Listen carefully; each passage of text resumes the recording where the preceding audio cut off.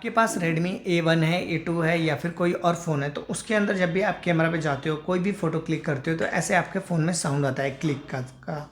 अगर आपको उसका साउंड चेंज करना है तो उसको कैसे कर सकते हैं, बाकी जिनको बंद करना है वो बंद भी कैसे कर सकते हैं।